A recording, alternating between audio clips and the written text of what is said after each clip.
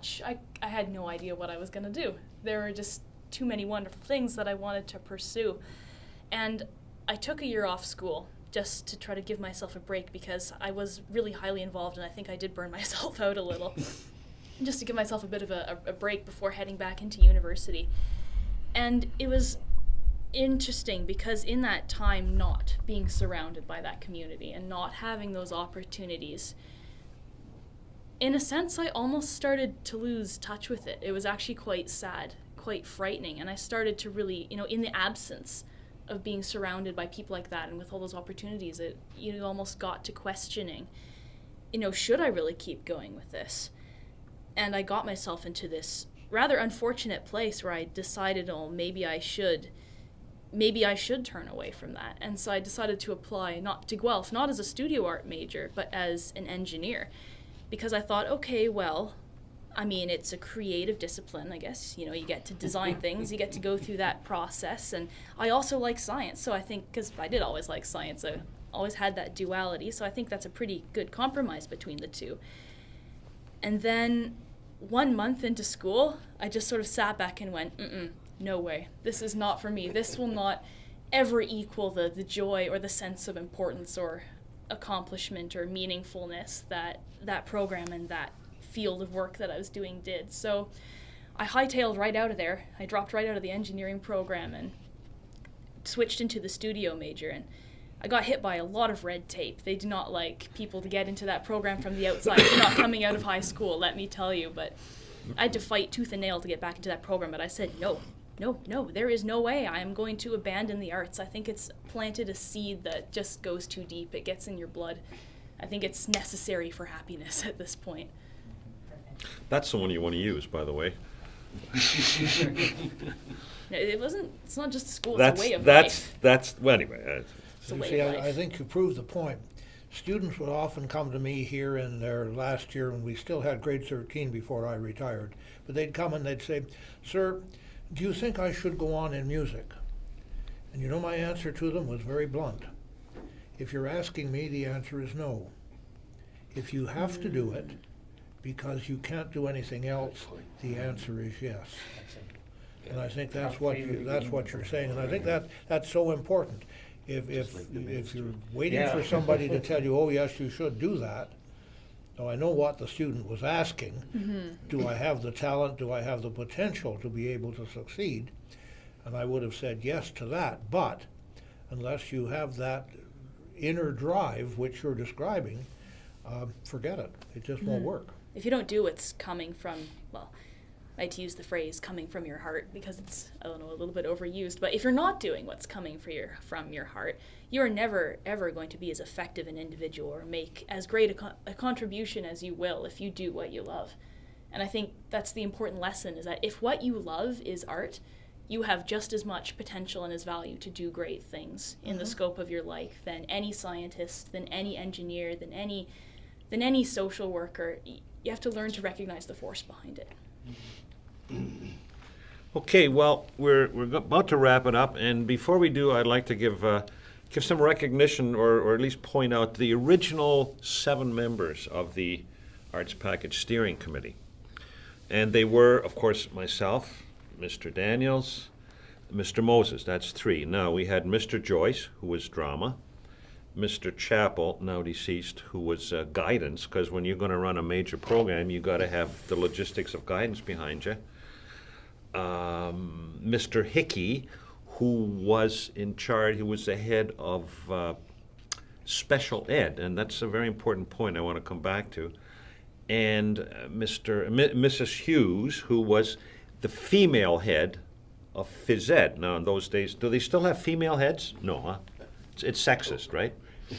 So in those days, we had 2. We had a male head and a female head. Now, Mrs. Hughes, I got to give a special tribute to, because it goes back to what Mr. Baxter was saying earlier, that the school was a community. So there was no problem for us asking a phys ed teacher to represent dance, which is what we were short of in our committee. We had to have somebody to speak for dance. And she spoke. If you know anything about Sally Hughes, you know she's going to speak. And she made sure that the dance was a totally equal partner in the arts package curriculum, and I give her full credit for that. I also want to sort of highlight Mr. Hickey's role, because it was absolutely crucial. You see, we've talked about how everything got started and we got the planning in place, we had the curriculum in place, but then comes a critical moment when we have to come out of the closet. Nobody even knew about us. We have to go to the public schools and let them know that there's a program here that we want kids to come to. And as Mr. Baxter touched on, the public schools are not going to be terribly sympathetic to us cherry-picking some of the best students out of their feeder school, the school they're feeding, and bringing them to Eastwood. So there was going to be resistance. But somehow we had to get the word out there. And I have to give Mr. Hickey full credit. He was a one-man publicity storm. He went to every public school. He went to guidance meetings. He twisted arms. He just had no. He pulled out all the stops to let the public schools know that there's a new program at Eastwood. Without that, I don't think we would have had the students. I don't think we would have got the students that we needed to start the first year. So a lot of we seem to have in our little group everything we needed when we needed it. Now you might be surprised, Mrs. Price wasn't in that original group, right? Because she wasn't on staff, and Mr. Baxter might have a few comments to say about how we ended up with this. By the way, Mrs. Price, of course, we all know, became the mother of the arts package, right? But in those first year, during the planning stages, we had no mother yet. So it's a good thing she came along, because you can't have a mother and go without a mother, right? Well, yes, I would like to comment on that. Here I was a principal who was used to hiring teachers of English, history, math, geography, and so on. But a teacher of dance, that was a real challenge. And in doing that, we were given good assistance by the University of Waterloo, Ruth Priddle. And working with her, we found out about Janice, and Janice Price has been the ongoing person that has lasted right through the whole life of the arts program. And Janice, yes, there were various connections that we shared, having come from the same hometown of Hamilton. And Janice has done just a marvelous job of handling the dance, which was not a typical subject to have in a high school. And thanks very much, Janice, for all your work. I think, And that, really, as they say, is that. can probably be summed up. The motto of this school, going back to its organization, Ex Oriente Lux, from the east comes light. And hopefully, the arts program is shedding that light over 25 years and will continue to do so. I think we can say that without reservation, don't you?